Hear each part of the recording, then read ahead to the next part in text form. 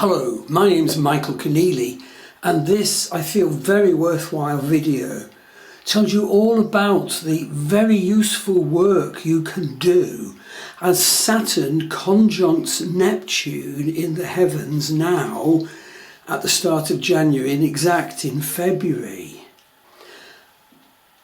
I did some vision work on it this morning, the day of the January full moon, January the 3rd, and I've given some very useful insights as far as I'm concerned, which I'm so glad to share with you. So Saturn and Neptune are exactly conjunct in Vedic Pisces on the 20th of February at 6 Vedic Pisces. Now there's a summary of the transit positions of Saturn and Neptune below the YouTube screen. So in this video, what I want to do is share the potential wonderful meaning for you to know of the Saturn-Neptune conjunction. And that is, it offers us the chance, indeed calls many of us compellingly, to hugely benefit our intuitive insight and vision in our lives by combining key intuitive work with needed structure as a channel for knowledge and practice. Don't let Neptune overdo it with illusions or diversions. Don't let Saturn overdo it by killing intuition with rigid structure, guru disciplines and religious prohibitions, etc. Balance the best meaning of Saturn and Neptune. Express it and it'll help you no end. Do be aware if you've lost your vision connection due to negative Saturn energy. Do be aware if your vision and intuition are getting nowhere due to negative Neptune energy. Hold the sacredness of this Saturn-Neptune combination and what it means in your body at this time. And make a conscious effort to keep this monitored and renewed by a daily or at least a weekly practice. And Neptune is also dreams, so this could be ideal time for you to do dream work to help yourself and others. Now, if you go to my Star Wheel Astrology website, and the link is below the YouTube screen, you can book a wonderfully deep and thorough astrology reading that, like all my readings, always combine your Vedic astrology with your Western astrology. Vedic astrology is orientated to your karma, fate and destiny and life purpose. Western astrology is orientated to your psychological self and its needed unfoldment. And at this Saturn-Neptune time, the reading will of course include analysis of your Saturn and your Neptune destinies in your chart, in your life.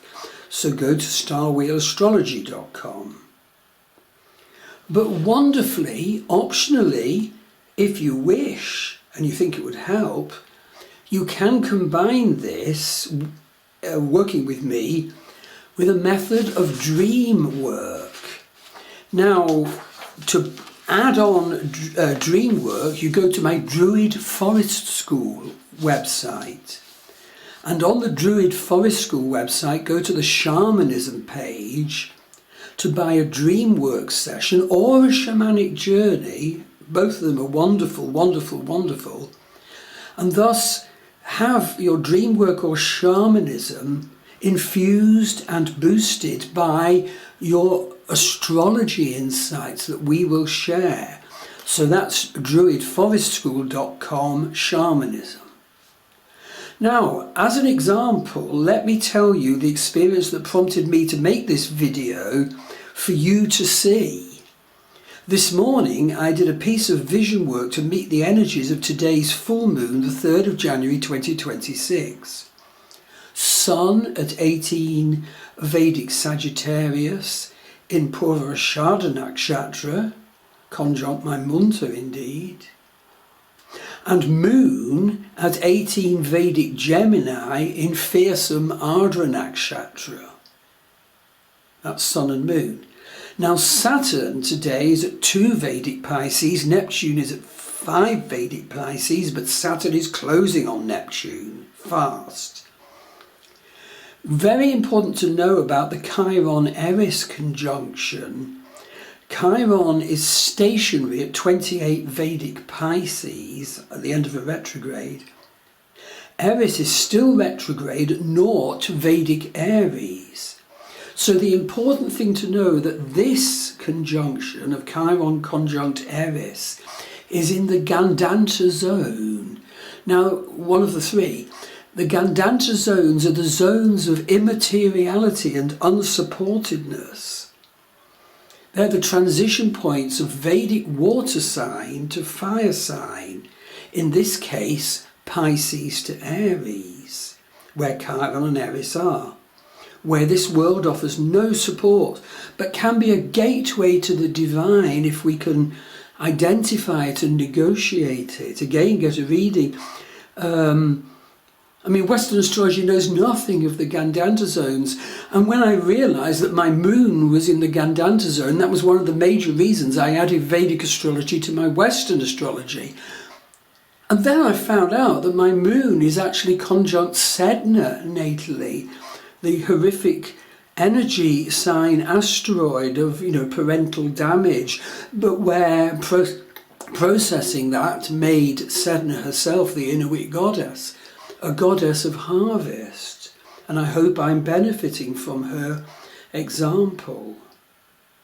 But also a significant energy now is Uranus at 3 Vedic Taurus, conjunct Sedna now. Uranus is revolution, Sedna is horrific events. Okay, that's in Taurus, Vedic Taurus. How will it affect you? How will it affect the world? And Lilith, Black Moon Lilith, the energy of what is stuffed down into our unconscious and our shadow, is opposition Uranus conjunct Sedna. Again, you see there's hidden energies which my combination of Vedic astrology plus Western astrology so needfully bring in. It's no good. Vedic astrology is saying don't bring in Western astrology. It's just no good. It's just guru blindness. Now, what happened this morning is that I unexpectedly found myself using the B dreamwork method in the session. I sat down to attune to today's full moon. I was not planning to do it. Now, B dreamwork was a method of the ancient Greek Sibyls. These were the priestesses who worked at the Delphic Oracle, for example, where people came from all over the Roman Empire for their prophecies. Let me introduce you to a Sibyl. There she is. And I so loved going there. I think it was 1969. I want to go again. And so important is the myth I so treasure, and that's the myth of Oedipus. Now, Oedipus went to the Sibyls, who you just met, for an answer to a question which was requested by his parents, or he didn't know the fact they were actually his adoptive parents. But when he turned up and stood before the Sibyl, she screamed with horrific laughter, and he got the most unexpected prophecy instead, that he would kill his father and sleep with his mother. And his attempts to make sure to avert that prophecy exactly meant that that prophecy would be fulfilled. I so remember seeing the film Oedipus Rex by Pier Paolo Pasolini when I went up to Oxford in 1968. a life-changing perception. And what I got from this morning's Be Dreamwork technique was such a useful interpretation that I want to share with you.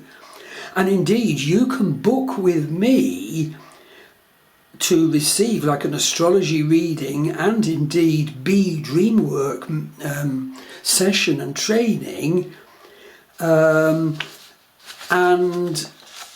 the dream I had this morning, well, in what I saw was my adoptive mother's last words to me when she was 104 and just before, in fact, she was going to die.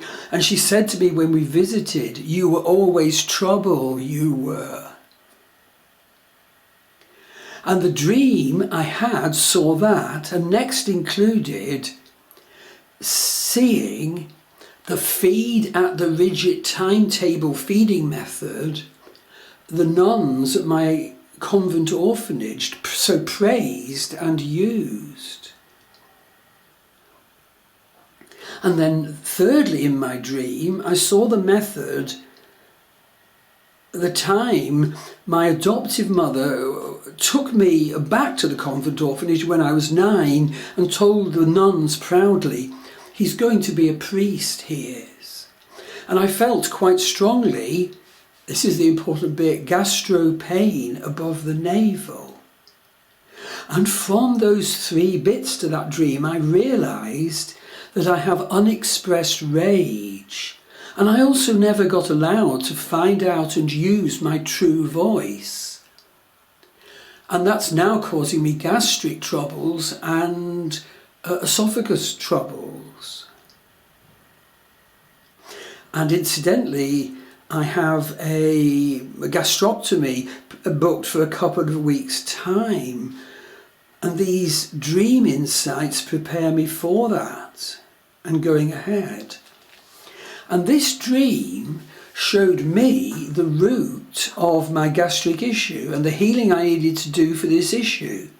And it included forgiveness to the ancestors and the fact that I've lost the place, hang on. Forgiveness to the ancestors and the fact that these damages and pains are actually somatically held in bits of our body. And it's no good using a healing method that doesn't include somatic healing. Okay, so that was my dream work that I didn't know I was going to have the dream, and I didn't know I was going to use the dream in the dream work. But what I have to do next is follow up that dream work by daily walking the lemniscate, a figure of 8. And I can tell you how to do that follow-up method to deepen the insights and deepen the healing if you book with me. And by coincidence, I'm getting a somatic healing shortly from Jonathan Finn, a colleague of mine, and we're on the Astrologers Healers panel on our Love Star Dating website. The link is below the YouTube screen. And Love Star Dating is for people who are on a spiritual journey who are seeking love. But then my dream went on and it switched very differently to a remote, inaccessible Sharphaw Hill in the Yorkshire Dales. And I used to cycle out there from when I was a kid of 11 and often walk there to feel healed there, the landscape healing energies. And by coincidence, and I'm so glad to share you this, I'm actually starting on a course of land energies, which starts shortly with another colleague of mine, Jonathan Weeks. It's a 5-month journey of connection, growth and transformation to the land energies. It starts on the 28th of January this year, 2026. Not a coincidence, maybe it starts when it does, Saturn and Neptune. It's the spiritual Rewilding course, it's called, and it's an immersive 5-month journey designed to help you rediscover your wild self, deepen your connection to the earth, and transform your spiritual practice. And the link to Jonathan Weeks' Spiritual Rewilding Online Course 2026 is again below the YouTube screen. So, the examples that surfaced in my full moon dream, which I've described above, also obviously include ancestral and in fact past life work. The past life bit is because when I've had past life readings stretching back to sort of 2000 BC, I haven't been allowed my true voice. That's what I found. One of the many themes I found. So book a reading with me if you would like a Vedic and Western combined astrology reading, including about your ancestral issues and how to handling them, including about dream work.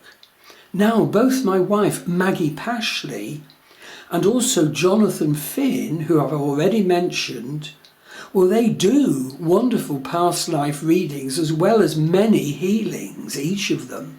So you go to maggiepashley.com and jonathanfinn.ie, and again, their websites are below the YouTube screen. So these are my examples, and I hope they help you, of doing intuitive vision work, Neptune, in the combined context of a structured method, Saturn, especially starting it at this time. And the result isn't just intuitive and in the visionary realm, it needs to become body located and body centered. Indeed, this conjunction of Saturn and Neptune offers us at its highest the sacred. It offers us sacredness. And please, let's all embrace sacredness now. And sacredness needs to be held in our body.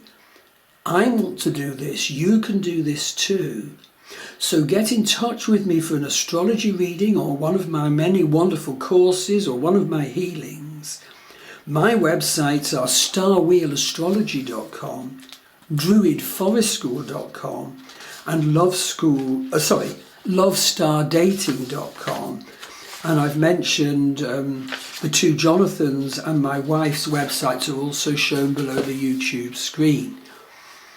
So I really do hope my attempt to communicate what the Saturn-Neptune transit energy did at the time of this full moon, that I unexpectedly and so wonderfully and needfully benefited from. And I hope this will help and inspire you, and I am very glad to help you. Thank you.